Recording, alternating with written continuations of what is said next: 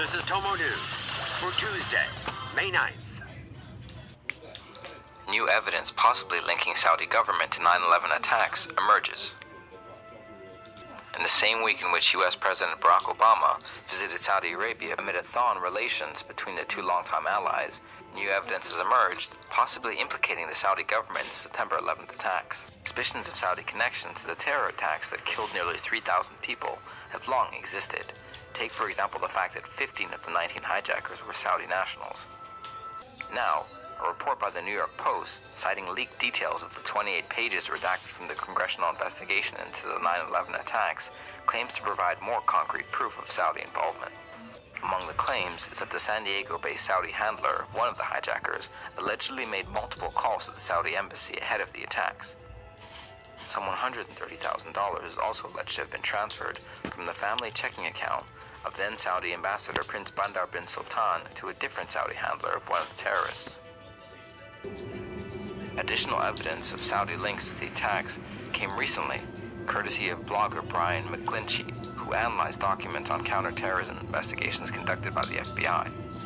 The flight certificate of an Al-Qaeda bomb maker who took flying lessons with some of the 9/11 hijackers was allegedly hidden inside an official Saudi embassy envelope. Allegations of Saudi involvement in terrorist plots go further still.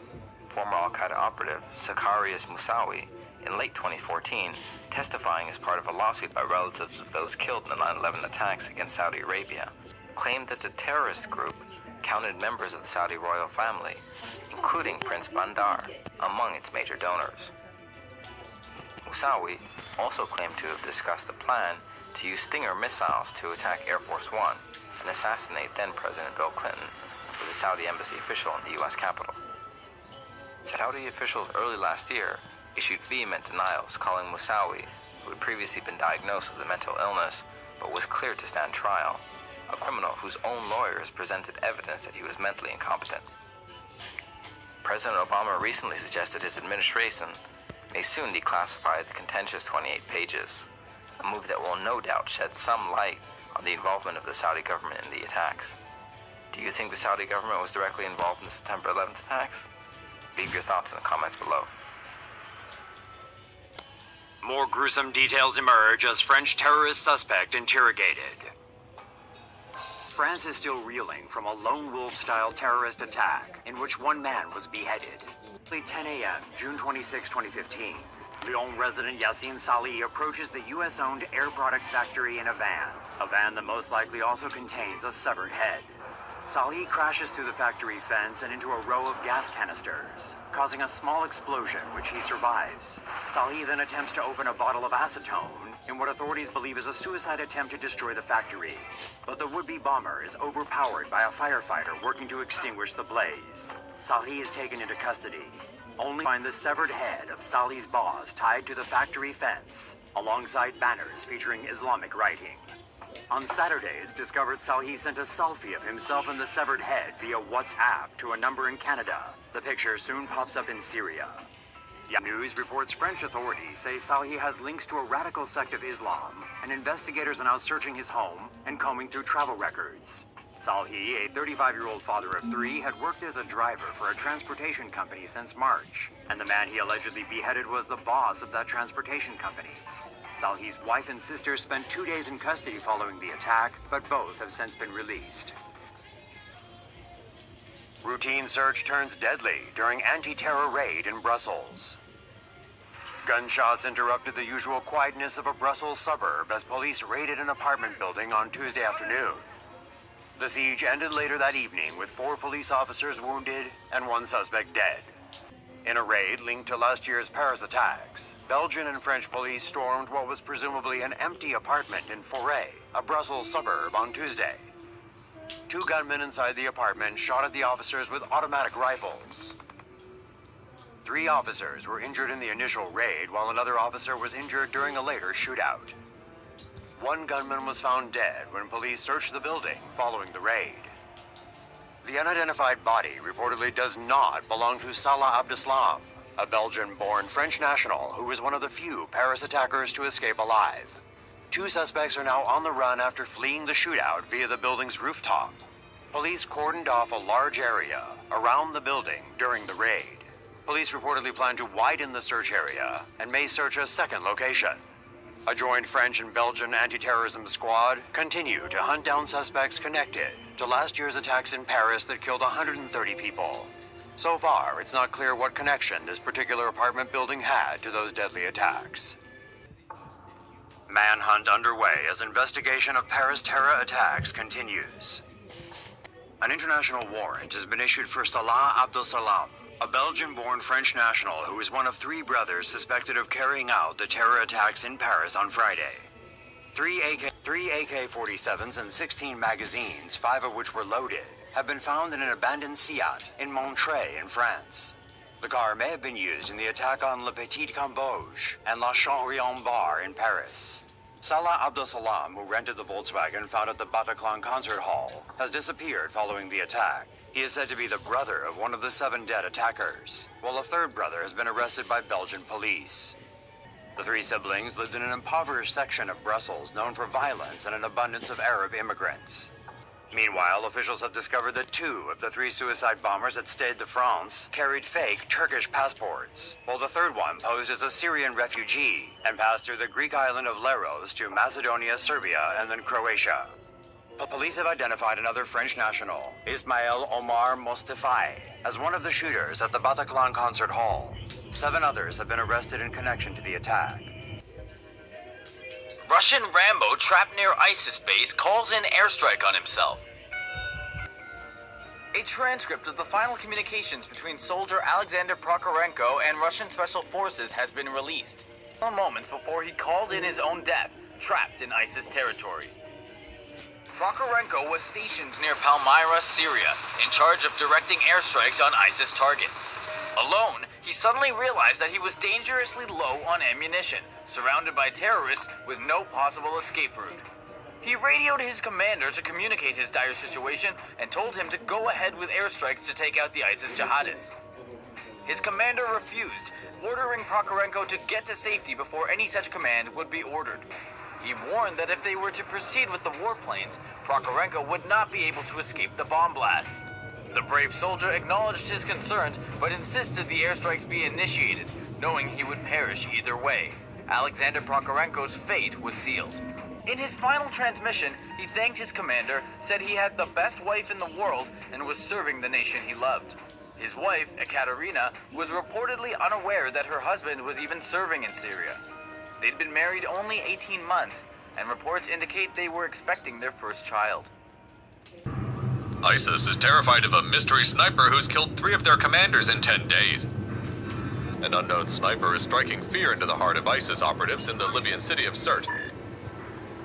This Twitter post by journalist Daniel Raineri shows the 3 places where the sniper allegedly took out ISIS commanders. No one is sure if the sniper is just one person or a group of sharpshooters. The string of high-level shootings reportedly started on January 13th, with the death of a Sudanese official in the Sharia court in Sirte. The shooting reportedly happened outside of a local hospital.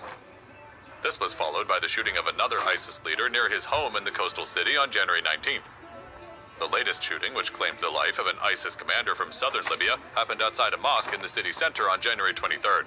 An eyewitness told the Al Wasat website that a state of terror prevailed following one of the shootings. But since many locals don't support their new ruler, some citizens are lauding the sniper. Mastermind behind Paris attacks is Belgian national who's been linked to other attacks. Abdelhamid Abaoud has been identified as the alleged mastermind behind the attacks in Paris. He's also known as Abu Omar Sosi and Abu Omar El Belgiki, meaning the Belgian. Video footage dating back to 2014 shows Abaoud driving a pickup truck that's dragging corpses across a field in Syria. Abdelhamid Abaoud is reportedly from Molenbeek, Brussels, and once claimed he had set up a safe house with 2 other jihadists in Belgium before fleeing Europe. He reportedly traveled to Syria to join the Islamic State in 2013 or 2014, and even recruited his brother to join him. His 13-year-old brother is believed to be the youngest known foreign jihadist. Abaoud has also been linked to a number of other terrorist plots, including an attack in August of this year on a train bound from Amsterdam to Paris. 4 people, including the assailant, were injured, but no fatalities were reported in that incident. According to NPR, Abba Ahoud was ordered by Salim Ben Ghalim, a French national, to carry out last weekend's attacks in Paris. Both men are thought to be currently in Syria. French President Francois Hollande has declared the country at war with ISIS and has proposed new laws and more spending on public safety to combat terrorism. But UK cops put down Islamist terror suspect after he kills 5 in Westminster, including one of their own. 5 people, including a veteran British cop, were killed, and dozens more injured, following a terror attack near the UK Parliament in London. According to reports, police believe the knifeman was inspired by Islamic terror attacks.